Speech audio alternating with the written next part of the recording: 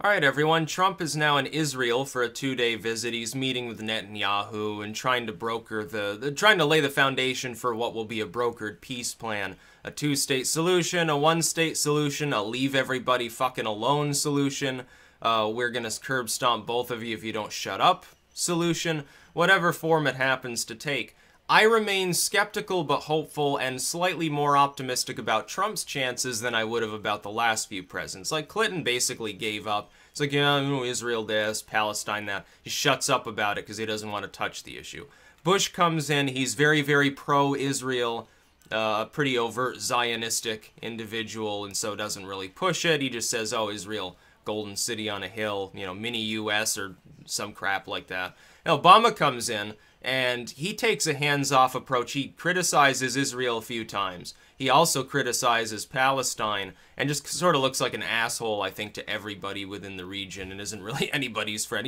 He's more friendly at the time with maybe the Syrian Free Syrian Army or some group like that. He's like, fuck all these fuck the state actors.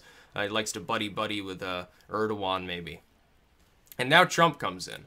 And he's having a little bit of a problem so far with Middle East relations. His meeting with Erdogan's bodyguards beating people up didn't go over so well. By the way, I happen to think he probably should have spoken out against this and said, well, he should have done the typical, like, smooth job within political speech. Should have said, oh, well, I respect Erdogan, I like him, shook his hand, he's a very great guy, but, he can't have his bodyguards beating up, American citizens. I understand there's, like, problems with the Kurds, Turks, and blah, blah, blah. Though we can't have this happen, so we're going to investigate. He should have paid it at least lip service. That was a problem. Goes to Saudi Arabia, huge arms deal for them. I'm not on board with giving the Saudi Arabians any arms deals. Trump was one that was pushing for releasing the full content of the 9/11 report. And sort of alluded to Saudi Arabia being involved. Maybe he's got new intelligence and he found out, oh, no, it wasn't the Saudis, it was somebody else. Who could it possibly have been? Maybe it was the Russians. I'm sure the DNC will blame 9/11 on them at some point, too. But as far as the two-state solution, I do have some hope that Trump can get something hammered out. Because the Palestinian Authority has already said, yeah, we're receptive. We're receptive to this idea. Before he even went over there. That hasn't really happened before. Usually, American politicians that go over there, they spend weeks or months trying to wine and dine both sides, get them to the table in the first place. After a few days, talks fall through. They abandon ship, and then the situation goes back to what it was before, and that same president never attempts it again. They'll shake Netanyahu's hand a couple more times. That's all they'll do. It seems to be, it's very formulaic. It's like clockwork. It happens over and over again with different administrations. They end up basically preferring Israel diplomatically, probably for economic and military reasons, among other things, but they don't really push the issue. Trump, though, is a pushy individual. If anyone can solve the problem, it's probably him. But there has to be a will within the political structure of both sides to solve the problem, too. It can't just be the U.S. The only way we could unilaterally solve the problem is to march in, disarm both sides, say, okay, you're going to live in peace now. We're tired of this shit, and it's going to cost us less to, like, occupy the whole area than it costs us in terms of foreign aid anyway, so, why not? And you're going to shut up and do nothing about it because, we've paid for you 10 times over with foreign aid anyway. It's basically the only way we could do it alone. But having a president who has at least stated that he intends to be more fair on the situation, not just browbeat Palestine, and not just insult Netanyahu, maybe like Obama, the only president in recent history who's even criticized Israel, one thing that he did right occasionally. Giving like Saudi Arabia an arms deal to me signals, though, that he's going to come down on the traditional, like, Israel and Sunni/Wahhabi Islam side of things, which I think is a little bit of a problem. It's like the Palestinians. Aren't they Sunni as well? You think the Saudi Arabians would want peace within the region because they pretend to be very concerned about ISIS and problems that, destabilize states on their border, and they act very shocked and awed that the United States would not do more about it. At the same time, then ISIS never attacks them. they go off and they're too busy bombing Yemenis or something like that. You know, another Shiite group, I suppose, the Houthi rebels.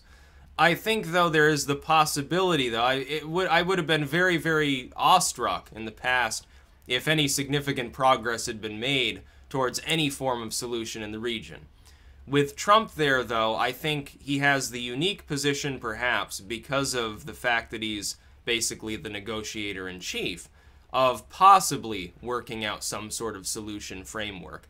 I think it would take years of effort.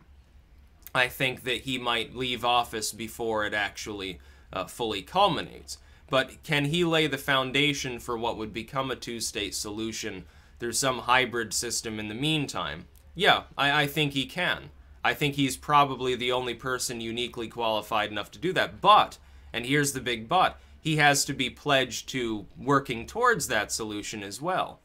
That means that he has to actually want that, and it's not just political posturing. I think some past presidencies, they pay lip service to the idea of peace in our time in the Middle East, and then they go off and bomb a bunch of people and watch others bomb others and say nothing, because they never really cared about it in the first place.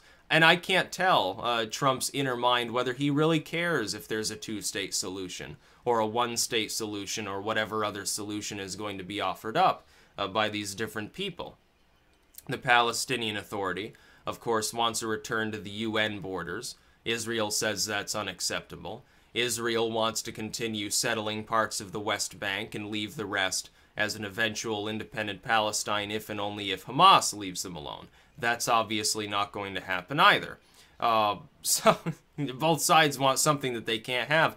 It's going to take a lot of pressure. It probably will take more than the U.S. too. It'll take the involvement of groups on both sides, both those that have been traditionally more pro-Israeli, like the U.S., Canada, and groups that have been more pro-Palestinian liberation, parts of Europe, certainly the Russians, maybe the Chinese. Everyone's going to have to come to the table and lean on these parties. It's going to take more than just one nation or one president being involved. It won't just be Trump, because the only way we could do so unilaterally is to threaten to annihilate these people and say, yeah, we're overseeing it. We're carving your state up. We're not going to take no for an answer. You're going to obey these borders. Fucking leave each other alone. And here, we're going to build a great big beautiful wall between you this time, and you're going to leave each other alone. We're tired of this crap. It's the only way it would work, and it's not going to happen. Like, no U.S. president, the people of the U.S. wouldn't like it. The evangelicals would think it was the start of the end times. The pro-Palestine people would say, oh, you're invading another sovereign nation. Nobody would support such an idea. Even if it would technically work, it would probably cause even more problems down the road. And then you've got the problem whereby there are certain locations in the region that everybody wants. Everybody wants control of Jerusalem. Everyone wants that narrow sliver of southern water south of the Suez. Everybody wants more of the Mediterranean coastline than the other wants to get. And so you have to do a balancing act if you're talking about a two-state solution, that the map might look completely different. I'm in favor of giving the Israelis roughly the northern half of the region, with Tel Aviv as their capital and control of half of Jerusalem, and giving the Palestinians the southern half, roughly, with their own capital, and again, control of half of Jerusalem, and then having sort of, you know, the typical, like, sculptures and statues and memorials that go along with a city that's been sort of split down the middle, but one in which there's more free movement, you know, than, like, maybe Berlin or something behind the Iron Curtain. That's probably the solution that they need. Everyone needs to have access to favorable resources. And then the U.S. would have to step in and give a guarantor of peace in the region. We would have to be on standby. We'd probably end up having to have a base in Jerusalem or something. We'd have to recognize the sovereignty of both entities at the table, because the U.S. still hasn't recognized Palestinian sovereignty. Most of the world has. The U.S. and some of the other countries haven't. I think that's, by the way, a problem. I think we do need to recognize, if we want a two-state solution, at the very least, we're going to have to threaten to the Israelis that we're going to recognize their sovereignty. You're not going to be able to build any settlements anymore if you do that. You're going to have to accept whatever brokered peace deal that we're offering to you. You're not going to have a lot of diplomatic leverage because you're no longer dealing with sort of a territorial entity in our legal opinion. And there would be no other major country left that hasn't recognized Palestine. There'd be nobody to shield the Israelis from the full brunt of being sanctioned or embargoed or something. We need to signal to the Israelis that we're willing to do that if we don't get a solution damn soon, in which case, yeah, things go forward, they're more friendly, and it just sort of works.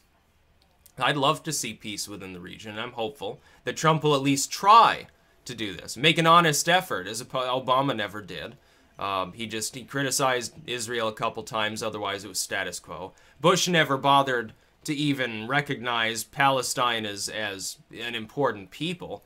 Like, fuck the Palestinians, says George W. Israel's #1. They're better than the U.S. because, he was that kind of politician. Oh, I love them. I love them more than I love the old glory itself. We would rather kill every American than let them fall because of biblical reasons or some crap like that. Yeah, for the so-called Holy Land, it sure seems to be cursed since there's been nothing but fighting there for thousands of years. Has there been a prolonged period of peace in that whole general region in the last 2,000 years? No, it's been constant warfare. War of invasion, war of so-called liberation. You got the Islamic sort of, expansion movement, Islamic imperialism. You got the Crusades. And you've got, like, the fall of the Byzantine Empire, the rise of the Ottomans, the fall of the Ottoman Empire, all of these different caliphs, all of these different kingdoms. You've got Masada, you got Roman occupation several times, you got rebellion and civil war on multiple occasions, it's cursed. It's totally fucking cursed. And these people think it's the Holy Land or something. We need to lay off that line of overlapping spirituality with our foreign policy because it clearly doesn't make any sense and doesn't work. That's about all. Peace out.